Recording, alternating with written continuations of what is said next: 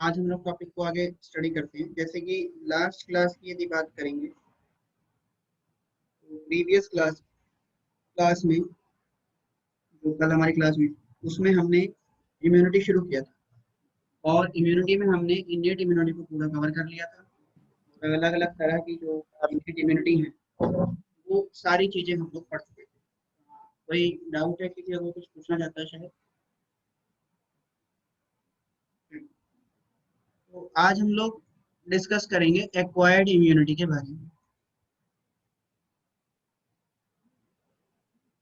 आज का जो हमारा टॉपिक है वो है एक्वायर्ड इम्यूनिटी। कल हमने इसका इंट्रोडक्टरी पार्ट देखा था, मींस हमने जब इनेट इम्यूनिटी और एक्वायर्ड इम्यूनिटी को क्लासिफाई करके देखा था तो वहां हमने इसके बारे में पढ़ा था कि ये एक स्पेसिफिक तरीके का रिस्पॉन्स क्रिएट करती है और ये बर्थ के बाद डेवलप होती है। तो डेवलप्स आफ्टर बर्थ, ये बर्थ के बाद डेवलप होगी इम्यूनिटी। और दूसरी बात क्या करेगी? Produce specific response. इससे एक स्पेसिफिक रिस्पॉन्स आएगा, एक पर्टिकुलर रिस्पॉन्स आता है। जो एक्वायर्ड इम्यूनिटी है ये कैसी होती है? ये मेमोरी बेस्ड होती है। It is memory based. ये मेमोरी बेस्ड है। और जो एक्वायर्ड इम्यूनिटी है इसको हमने दो कैटेगरी में बांटा है।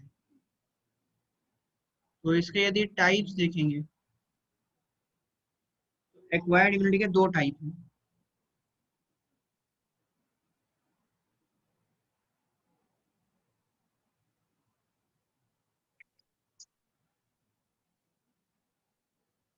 टाइप से देखोगे इसके तो इसके दो टाइप हैं। सबसे पहला है ए एम, पहला ये ले लेते हैं।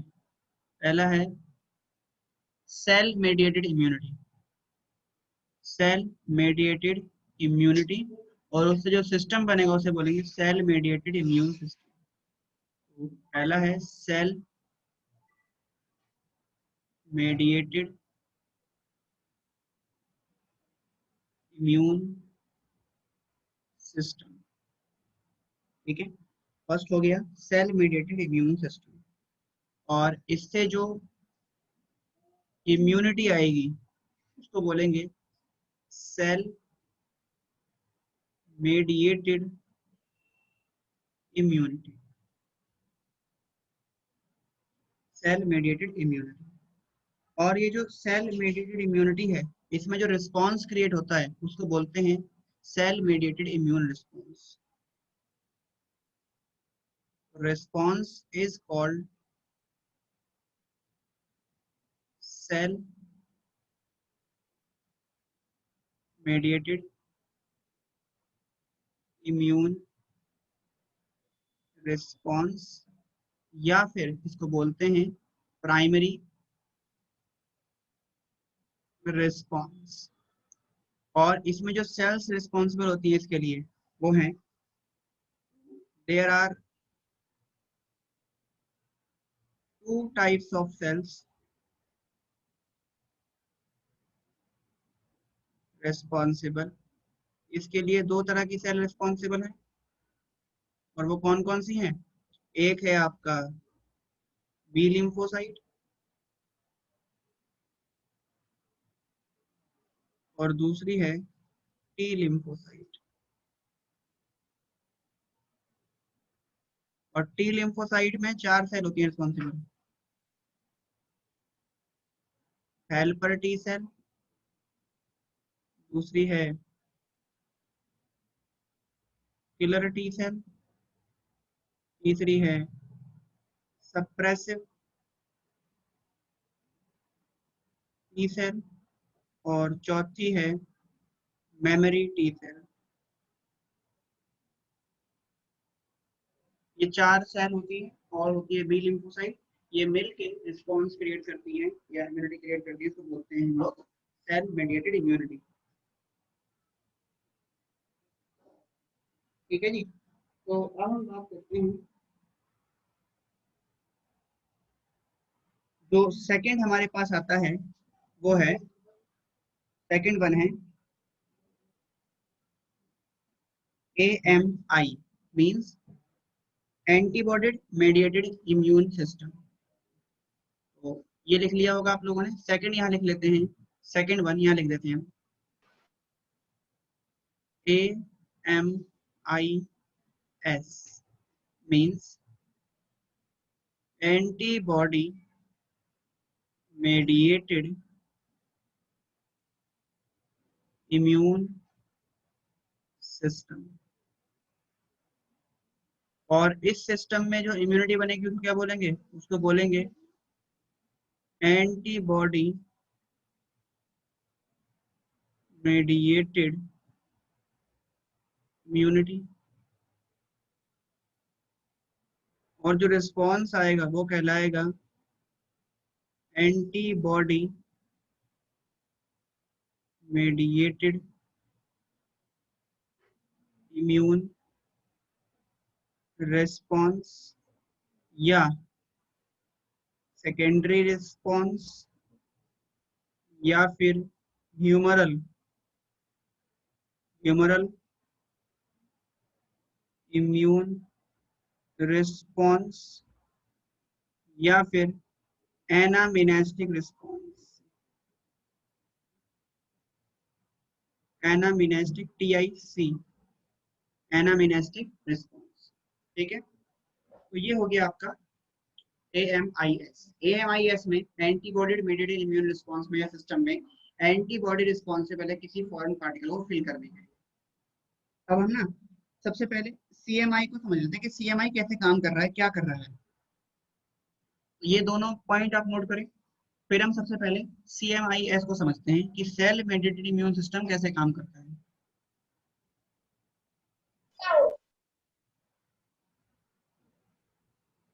देखिए, जो CMIS है वो किस तरह से काम करेगा। CMIS ये कैसे काम करता है, अब देखिए, जैसे ये हमारी बॉडी का कोई टिश्यू है, ये हो गया टिश्यू।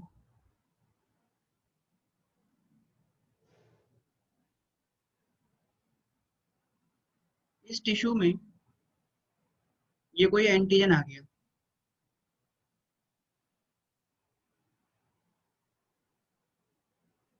ये बैक्टीरिया इसके अंदर एंटर कर गया,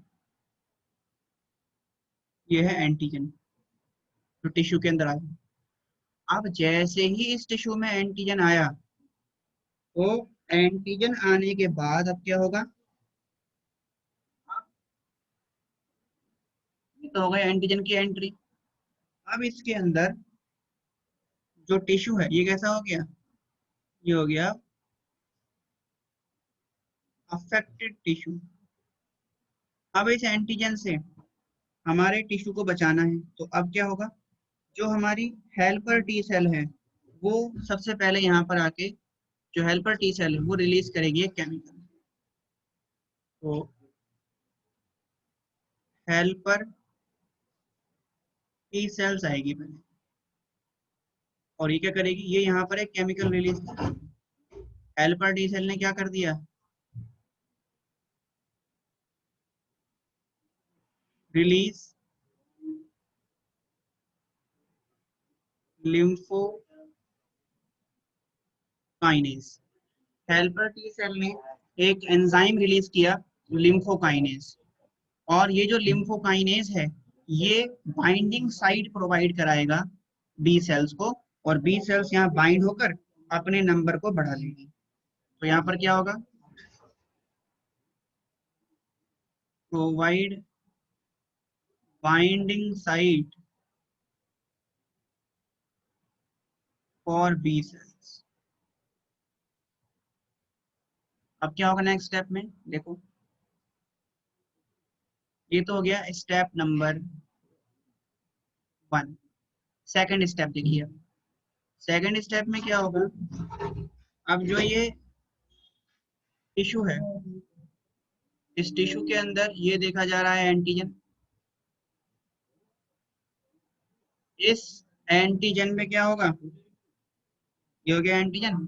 अब इस एंटीजन पर ये बी सेल आके बाइंड कर रहे हैं। इसके ऊपर ये है जो एंजाइम रिलीज हुआ है, लिम्फोकाइनेज। ये है लिम्फोकाइनेज। और ये जो सेल यहाँ पर आके बाइंड हो गई है, ये है बी सेल्स। बी सेल्स क्या करेंगी, यहाँ पर मल्टीप्लाई करेगी, multiply and increase in number, और अपना नंबर बढ़ा लेगी। तो इन्होंने क्या करा, अपने नंबर को इंक्रीज कर दिया। ये हो गया आपका स्टेप सेकंड। अब देखिए थर्ड स्टेप में क्या आपको देखने को मिलेगा।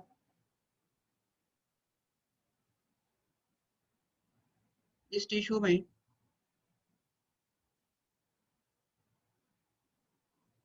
जो बी सेल्स है उसका नंबर बढ़ गया, और ये बी सेल ना अब इसे घेर लेगी ऐसे।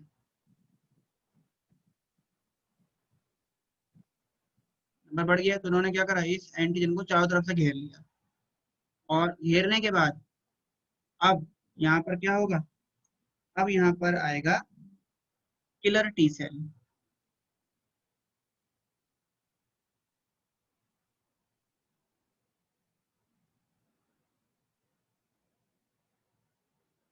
ये है किलर टी सेल। ये इस पर अटैक करेगा।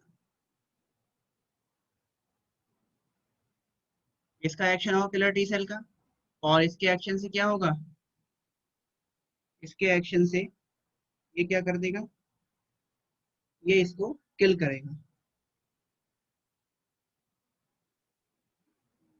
Kill the antigen. और ये हो गया स्टेप नंबर थर्ड। और जब ये एंटीजन मारा जा रहा है इससे, तो फिर क्या होगा,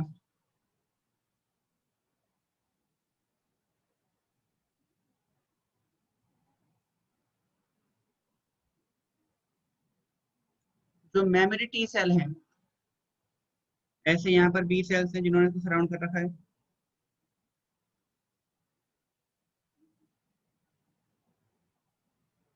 और ये आ गई किलर टी सेल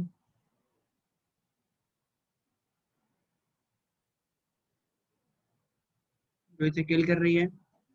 और इसके साथ साथ यहाँ पर बी सेल्स के साथ साथ एसोसिएटेड रहती है क्या,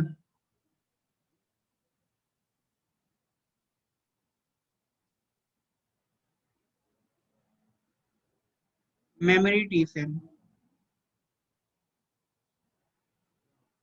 ये जो मेमोरी टी सेल है ये क्या करती है, रिकॉग्नाइज द एनकाउंटर। या रिकॉग्नाइज नहीं, हम ये बोल देते हैं कि ये जो मेमोरी टी सेल है ना, ये क्या कर लेगी, ये मेमोराइज कर लेगी।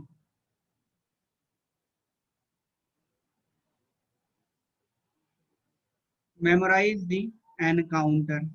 ये इस एनकाउंटर को मेमोराइज कर लेगी कि किस तरह से इसको मारा गया है। ठीक है, मेमोराइज करके क्या करेगा, help the B cells to form antibody for next same encounter. अगले सेम इसी तरह के एनकाउंटर के लिए आप क्या करेंगे, एंटीबॉडी बना के रख लेंगे। ठीक है? तो ये जो पूरा रिस्पॉन्स आया जो सेल्स की वजह से हो रहा है, इसे बोलते हैं सेल मीडिएटेड इम्यून रिस्पॉन्स। और ये आपका प्राइमरी रिस्पॉन्स कहलाता है। और ये वाला रिस्पॉन्स क्या होता है, ये रिस्पॉन्स स्लो होता है। ठीक है, तो हम यहाँ लिख देते हैं, it is also called primary response, इसको प्राइमरी रिस्पॉन्स भी बोलते हैं, एंड इट इज स्लो, ये स्लो होता है, ठीक है। और इस रिस्पॉन्स से क्या बनता है, by this response, by this response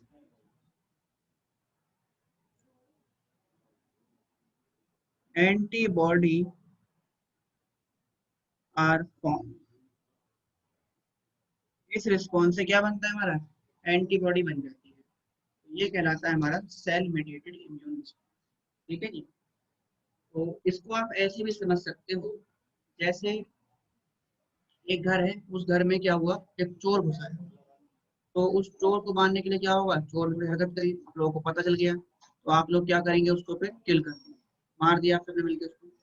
अब कहीं नेक्स्ट टाइम दोबारा से ना चोर आ जाए, तो उसके लिए क्या करेंगे हम, उसके लिए फिर हम डॉगी रखेंगे, पालेंगे, और उसको रात में घर में खुला छोड़ देंगे। तो क्या होगा, नेक्स्ट टाइम चोर आएगा तो फिर आपको कोई इतनी मेहनत करने की जरूरत नहीं है, वो डॉगी जो है अपने आप चोर से निपट लेगा। तो उसी तरह से जब कोई पहली बार कोई बैक्टीरिया हमारी बॉडी में जाएगा, कोई भी पैथोजन जाएगा, बैक्टीरिया या कोई भी पैथोजन जब फर्स्ट टाइम हमारी बॉडी में जाता है, सपोज करिए जो निमोनिया का या डिप्थीरिया का कोई ऑर्गेनिज्म है जो डिप्थीरिया कॉज करता है, वो हमारी बॉडी के अंदर चला, ये बैक्टीरिया हमारी बॉडी में चला गया, तो हमारी बॉडी क्या करेगी, हमारी बॉडी में जो बी सेल और टी सेल है, जो लिम्फोसाइट है, वो उस पर इस तरह से रिस्पॉन्स क्रिएट करेंगी और उस बैक्टीरिया को किल कर देंगी, डिस्ट्रॉय करेंगी, मार देंगी बैक्टीरिया को। अब जब वो बैक्टीरिया मर जाएगा तो उसके बाद क्या होगी, जो हमारी बॉडी है, बी सेल और टी सेल है, वो उसके अगेंस्ट एंटीबॉडी बना के रख लेगी, ताकि नेक्स्ट टाइम जब दोबारा से यही बैक्टीरिया बॉडी में आएगा, तो उसके लिए एंटीबॉडी हमारी बॉडी में पहले से अवेलेबल होगी, और वो एंटीबॉडी क्या करेगी, फिर उस बैक्टीरिया को किल कर देगी, जिसकी वजह से हमें वो डिजीज नहीं होगी। तो इस तरह का जो रिस्पॉन्स है या सिस्टम है, ये कहलाता है सेल मेडिएटेड इम्यूनिटी। और जो सबसे पहली बार रिस्पॉन्स आ रहा है, जो फर्स्ट टाइम जब किसी बैक्टीरिया को या किसी पैथोजन को मारा जाता है, तो उस रिस्पॉन्स को बोलते हैं प्राइमरी रिस्पॉन्स, या ये जो प्राइमरी रिस्पॉन्स है, या फिर इसको बोलते हैं सेल मेडिएटेड इम्यून रिस्पॉन्स। और ये स्लो होता है क्योंकि ये सेल्स के द्वारा प्रोड्यूस होता है, तो ये आप नोट करें। और इसके बाद हम बात करेंगे नेक्स्ट की, जो कि है हमारा ह्यूमरल इम्यून रिस्पॉन्स, मीन जब एंटीबॉडी कोई रिस्पॉन्स क्रिएट करती है उसको।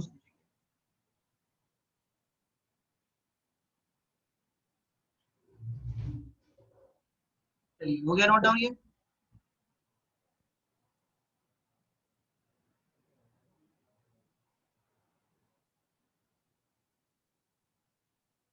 अब हम बात करते हैं सेकेंड वन की, और सेकेंड है हमारा ह्यूमरल इम्यून रिस्पॉन्स। ह्यूमरल या ह्यूमरल मेडिएटेड इम्यून सिस्टम या इम्यून रिस्पॉन्स, तो ये किसकी वजह से होता है, ये जो रिस्पॉन्स है ये एंटीबॉडी की वजह से आएगा, और जो एंटीबॉडी है वो हमारे ब्लड में देखी जा रही है, इसलिए इसको बोलते हैं ह्यूमरल इम्यून रिस्पॉन्स, या इसको हम बोलते हैं AMIS, antibody mediated immune response भी बोलते हैं। तो it is also called secondary response, ये हम सारे पॉइंट पीछे लिख चुके हैं। और ये कैसा होता है, it is quick and fast response, ये क्विक और फास्ट रिस्पॉन्स होता है, ये एंटीबॉडी की वजह से आएगा। इन दिस एंटीबॉडी, एंटीबॉडी जो कि किसका बना हुआ है, प्रोटीन सब्सटेंस, प्रोटीन का बना हुआ है ये, किल दी पैथोजन। और एंटीबॉडी जो होती है ना, वो स्पेसिफिक होती है, हर एक पैथोजन के लिए एक स्पेसिफिक, एक पर्टिकुलर एंटीबॉडी रहेगी। एंटीबॉडी इज स्पेसिफिक और एन स्पेसिफिक एंटीजन। एक स्पेसिफिक एंटीजन के लिए एक स्पेसिफिक एंटीबॉडी होगी, और जब एंटीजन और एंटीबॉडी आपस में रिएक्ट करते हैं तो उस प्रोसेस को बोलते हैं एंटीजन एंटीबॉडी रिएक्शन। तो दी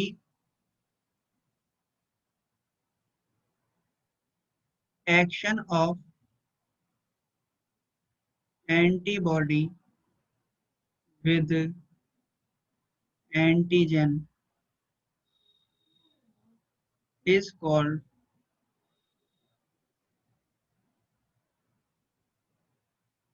एंटीजन एंटीबॉडी रिएक्शन, या हम इसको एक नाम और देते हैं। वो कैसे देंगे, देखो एंटीबॉडी को और क्या बोला गया है, antibody also called agglutinin, agglutinin. और एंटीनो क्या बोला गया है, antigen also called a ग्लूटिनोजेन।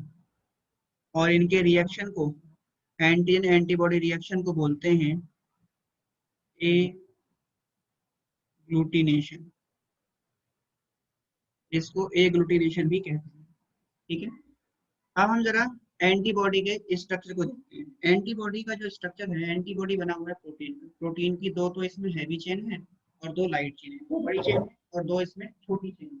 To heavy है, टू लाइट चेन होती है, और दोनों चेन आपस में कनेक्ट रहती हैं डाइसल्फाइड बॉन्ड के द्वारा। किस तरह से कनेक्ट रहेंगी वो चीज हम यहाँ देख लेते हैं।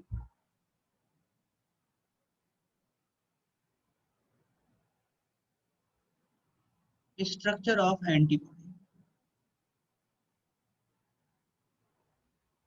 Structure of antibody. यदि जो एंटीबॉडी का देखेंगे स्ट्रक्चर तो कुछ इस तरह से रहेगा ये। जैसे ये हो गया इसमें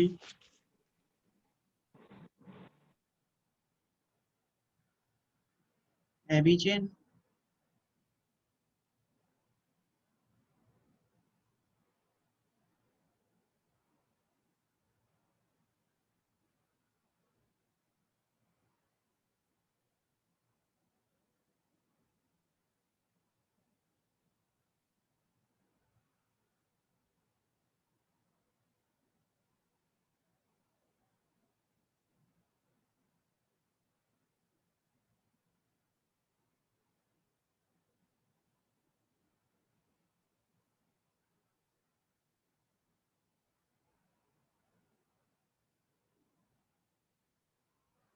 ये हो गई हैवी चेन।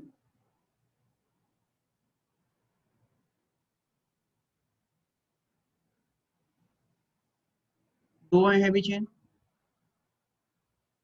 और इनके साथ ये रहेंगी associated light chain.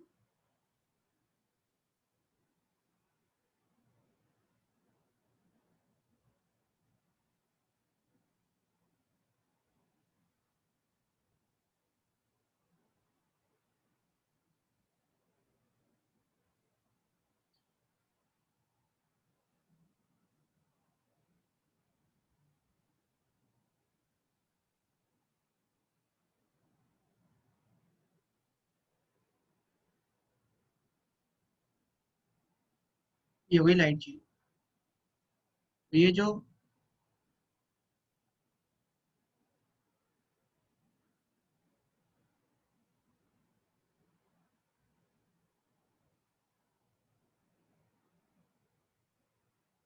Heavy chain light chain हो गई, ये आपस में कनेक्ट रहेंगी किससे, इनके कनेक्शन के लिए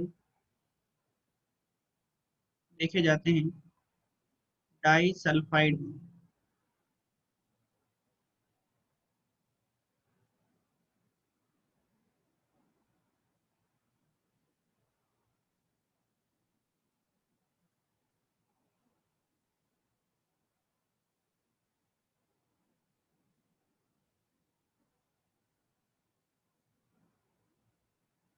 ये हो गए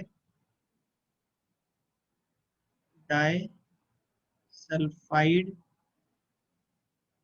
बॉन्ड, और ये हो गई आपकी लाइट चेन। और इसके अंदर जो आपको ये स्ट्रक्चर दिखाई दे रहे हैं, ये है एंटीजन बाइंडिंग साइट। और ये एंटीजन बाइंडिंग साइट स्पेसिफिक होती है, यही जो एंटीबॉडी है उसको स्पेसिफिसिटी प्रोवाइड कराती है कि कौन सा जो एंटीजन है वो किस एंटीबॉडी में बाइंड करेगा। कुछ एंटीबॉडी इस शेप की हो सकती है, देखो इसमें ये है एक्टिव साइट, ये पूरी एंटीबॉडी हो गई, ये हो गई इसकी एक्टिव साइट। एक्टिव साइट मतलब एंटीजन बाइंडिंग साइट, तो ऐसे हो सकती है। तो जिस एंटीजन की शेप कुछ ऐसी रहेगी वो इसके अंदर फिक्स हो जाएगा। कुछ एंटीजन या जो एंटीबॉडी है वो ऐसी हो सकती है,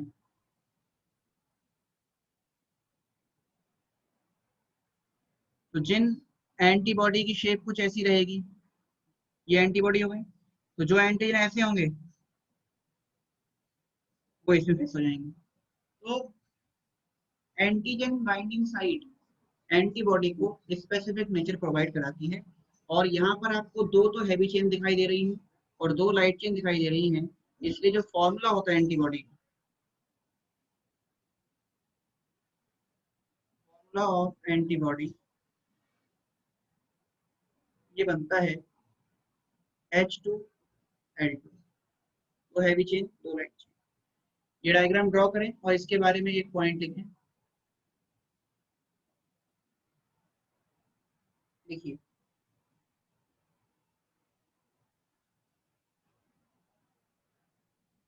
एंटीबॉडी है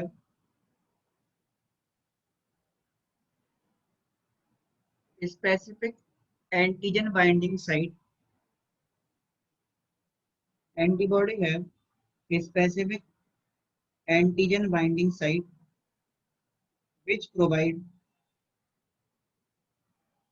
which provide specificity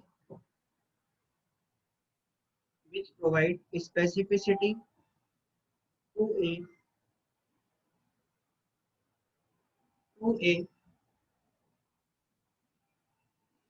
antibody against the to a antibody against the specific antigen against the specific antigen। ठीक है, तो ये हो गया। अब एक क्वेश्चन है जो आप लोगों को करना है। क्वेश्चन लिखिए आप एक,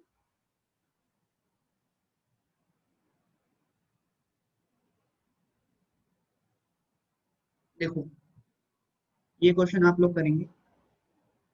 write down the different types of antibody, write down the different types of antibody along with along with its function and along with its function and location। तो इसके लिए ना, इस क्वेश्चन के लिए आप एक टेबल बना लेंगे। उस टेबल में एक जगह तो लिख लेंगे आप एंटीबॉडी, दूसरी जगह लिखेंगे उनकी लोकेशन और लिखेंगे उनके फंक्शन। एंटीबॉडी कौन कौन सी करनी है बता रहा हूँ आपको। एक करनी है IgA, एक करनी है आपको IgD, एक करनी है आपको IgE, और एक हो जाएगी आपकी IgG, और एक है IgM। इन पांचों एंटीबॉडी के बारे में आपको लिखना है कि ये कहाँ देखी जाती है, इनकी लोकेशन क्या है और इनका फंक्शन क्या है। ठीक है, IG का मतलब होता है immunoglobulin, immunoglobulin A, immunoglobulin D, immunoglobulin E, immunoglobulin G, immunoglobulin M।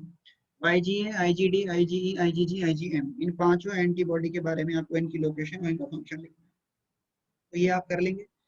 नहीं हो पाए आपसे तो मुझे बता दीजिएगा, मैं करवा दूंगा, लेकिन ट्राई करिएगा इसको करने की। अब हम AMI के कुछ फंक्शन देख लेते हैं।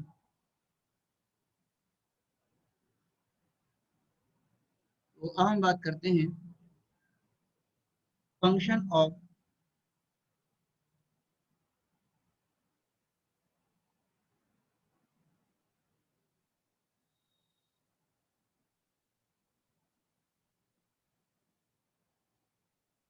AMIS, means antibody mediated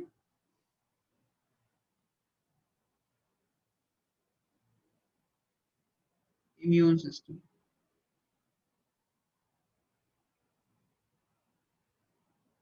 antibody mediated immune system के हम कुछ फंक्शन देखें। तो इसमें सबसे पहला फंक्शन है एग्लूटिनेशन।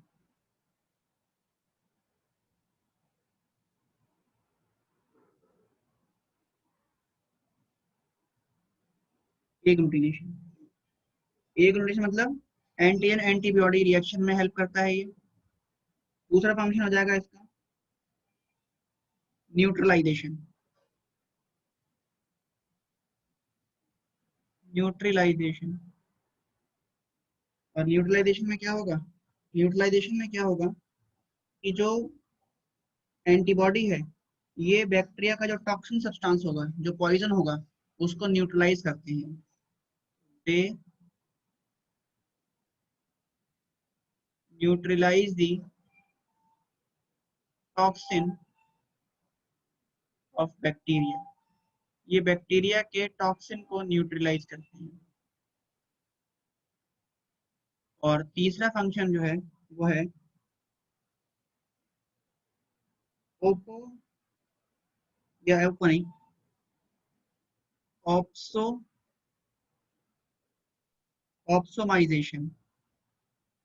और ऑप्सोमाइजेशन में क्या होता है, ऑप्सोमाइजेशन का मतलब है कि ये क्या करेंगे, बैक्टीरिया पर एक कोटिंग चढ़ा देंगे ऑप्सोमिन की, ताकि क्या होगा, ये जो ऑप्सोमिन है ये फिर इस बैक्टीरिया को क्या कर देगा, ताकि ये जो बैक्टीरिया है ये आसानी से क्या हो सके, फैगोसाइट हो सके, मींस जो फैगोसाइटिक सेल है वो इसको एनगल्फ कर सके। तो in this they coat a of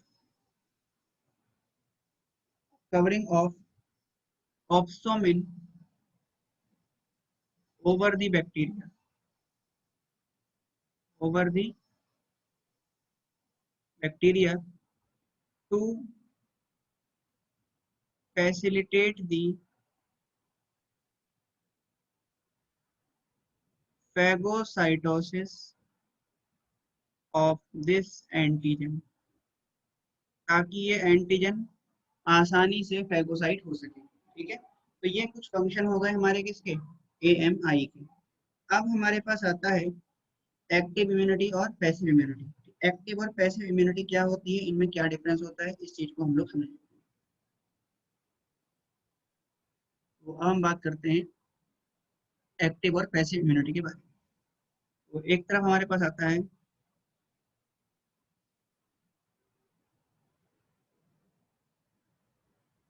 active immunity और दूसरी तरफ आता है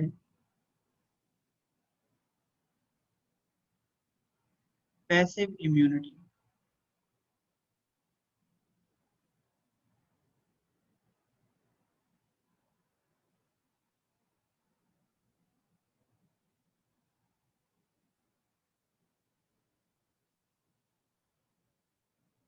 एक्टिव और पैसिव इम्यूनिटी। तो एक्टिव इम्यूनिटी क्या होती है, एक्टिव इम्यूनिटी का मतलब होता है जो कोई होस्ट बॉडी, किसी होस्ट बॉडी में जो इम्यूनिटी बर्थ के बाद डेवलप होगी किसी माइक्रोब के एक्शन से। मींस जैसे हमने क्या करा, जैसे हम पोलियो की ड्रॉप देते हैं, तो पोलियो के ड्रॉप में क्या होता है, इनएक्टिव फॉर्म में माइक्रो ऑर्गेनिज्म देखे जाते हैं। तो ये जो इनएक्टिव माइक्रो ऑर्गेनिज्म है ये हमारी बॉडी में जाएंगे तो हमारी सेल इनके अगेंस्ट एक्टिवेट होगी और एक्टिवेट होकर क्या करेगी, इम्यूनिटी जनरेट करेगी। तो इस तरह की इम्यूनिटी जो बॉडी में डेवलप की जाती है इनएक्टिव माइक्रोब्स की मदद से, उसको बोलते हैं एक्टिव इम्यूनिटी। एक्टिव इम्यूनिटी क्या होती है? They they acquired in the host body by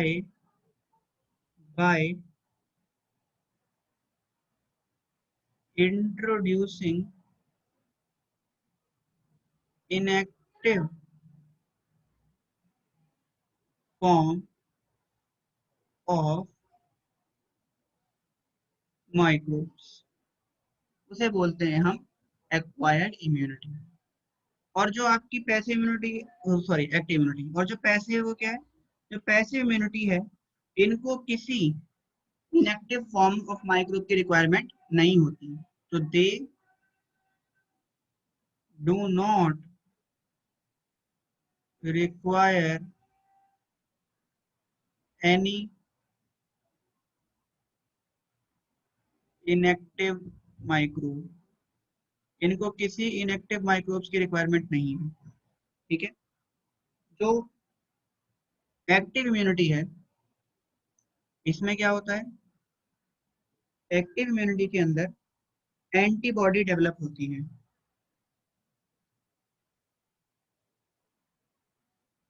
antibody develop, इसमें एंटीबॉडी डेवलप होगी।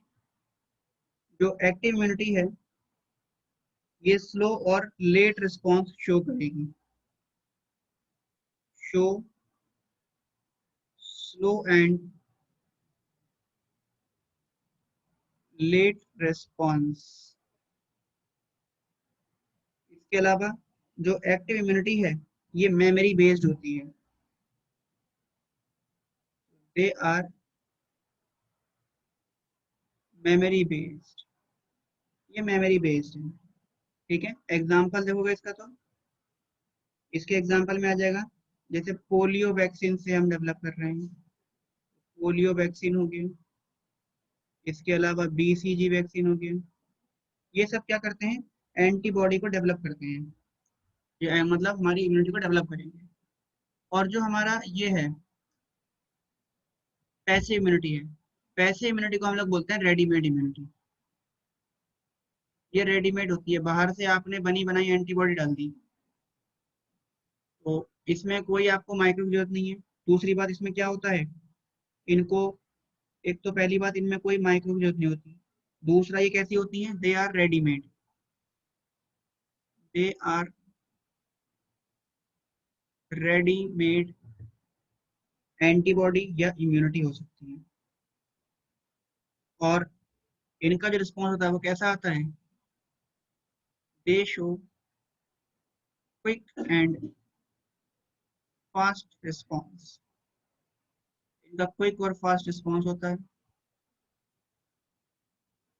और इसमें कोई मेमोरी की रिक्वायरमेंट नहीं है, नो मेमोरी रिक्वायरमेंट।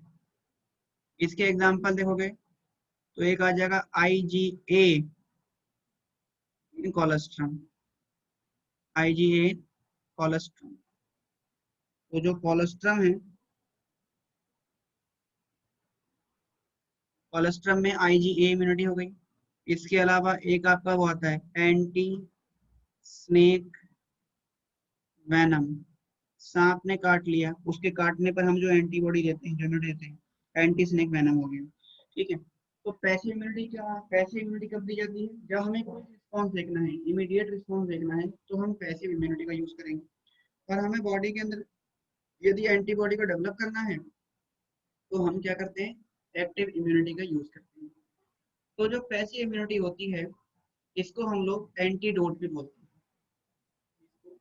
एंटीडोट भी बोला जाता है। जैसे किसी को ना स्नेक ने काट लिया, अब उसको स्नेक ने काट लिया तो हम उसको ऐसी एंटीबॉडी थोड़ी देंगे या ऐसी इम्यूनिटी थोड़ी देंगे कि उसके अंदर आज हमने इंजेक्शन लगाया और फिर उसके अंदर कई सालों बाद जाके वो एंटीबॉडी डेवलप हो गई। तब तक उसकी बॉडी में पॉइजन फैल जाएगा, वो मर जाएगा। तो इस केस में हमें क्या करना है, इस केस के अंदर हमें एक ऐसी इम्यूनिटी, एक ऐसा ड्रग उसकी बॉडी में देना होगा जो उसकी बॉडी में जाए और क्विकली रिस्पॉन्स क्रिएट करे और उस पॉइजन के इफेक्ट को न्यूट्रलाइज कर दे, खत्म कर दे। इसे बोलते हैं हम लोग पैसिव इम्यूनिटी। जो बाहर से ली जाए रेडीमेड बनी बनाई इम्यूनिटी पैसिव इम्यूनिटी, जो हमारी बॉडी में डेवलप की जाएगी वो कहलाएगी एक्टिव इम्यूनिटी। ये हमने इम्यूनिटी के बारे में बात करी। अब इसके बाद हमारे पास एक सिस्टम आ रहा है, इसको बोलते हैं हम लोग HLA सिस्टम। HLA सिस्टम बहुत इंपॉर्टेंट है। देखो क्या होता है HLA सिस्टम, उसको हम लोग समझ लेते हैं।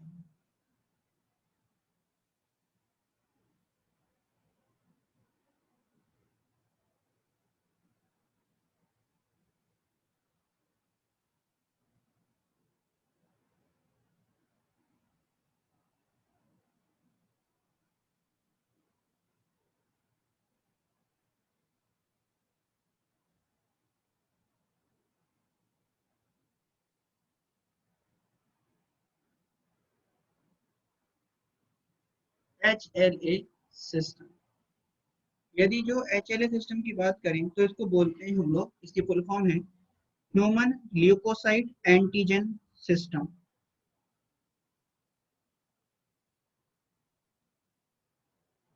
ह्यूमन ल्यूकोसाइट एंटीजन सिस्टम, जिसे हम HLA सिस्टम बोल रहे हैं।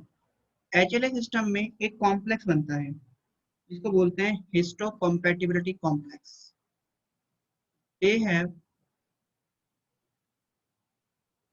histocompatibility complex. इसमें हिस्टोकम्पैटिबिलिटी कॉम्प्लेक्स की फॉर्मेशन होती है। अब देखो जो HLA सिस्टम है ये हमारे ल्यूकोसाइट में देखा जाता है और ये हिस्टोकम्पैटिबिलिटी कॉम्प्लेक्स प्रोड्यूस करता है। और इसके लिए जो जीन रिस्पॉन्सिबल है, gene responsible for this is on chromosome number 6। ये एक तरीके का प्रोटीन बनाएगा और इसके लिए जीन है वो क्रोमोसोम नंबर 6 पे देखा जा रहा है। अब देखो होता क्या है इसमें, जो जैसे हमें ना ऑर्गन ट्रांसप्लांटेशन करना है, तो सपोज करिए कोई ये पेशेंट 1 है, पेशेंट ए है, ये पेशेंट लेटा हुआ है।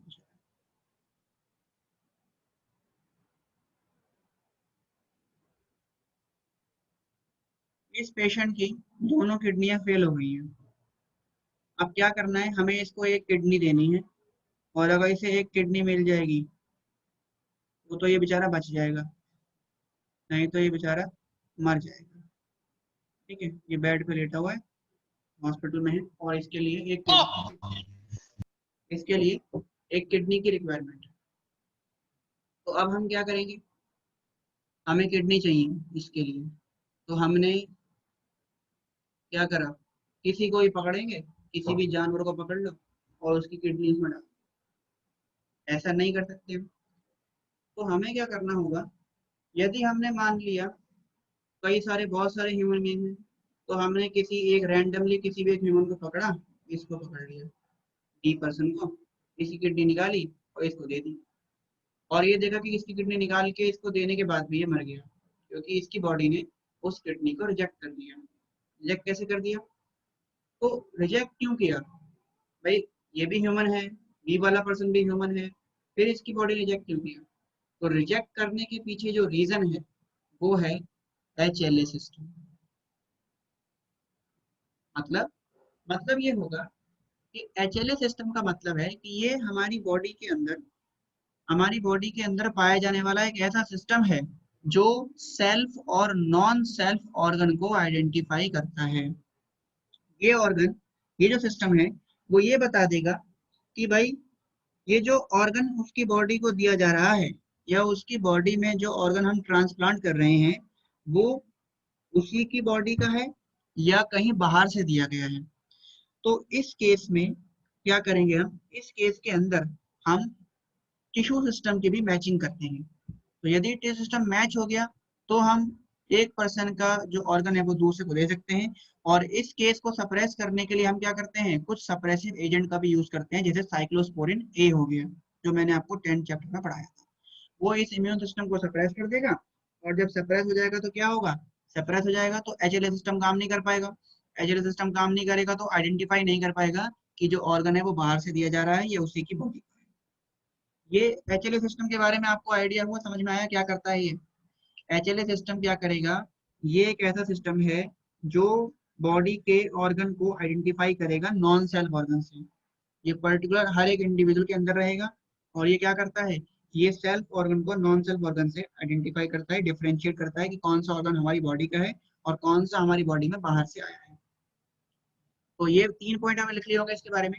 एक पॉइंट आप इसके बारे में और लिख लें एचएलए सिस्टम के बारे में।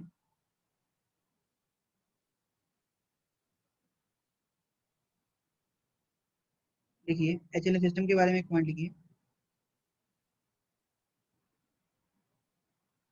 This system make and complex,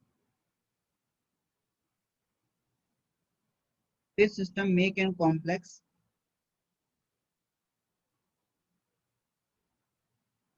called HLA complex और major histocompatibility complex।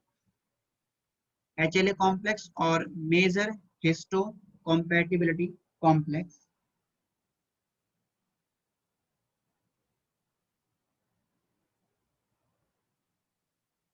during organ transplantation। ठीक है, और बाकी का पोर्शन इसका हम लोग नेक्स्ट क्लास के अंदर कंटिन्यू करेंगे इसी टॉपिक को। और 2 क्लासों के अंदर, 2 या 3 क्लासों में, तीन नहीं, 2 ही क्लासों में आपका ये चैप्टर भी पूरा हो जाएगा। तो यहाँ तक करके रखिए, बाकी कंटिन्यू करते हैं नेक्स्ट क्लास। Thank you.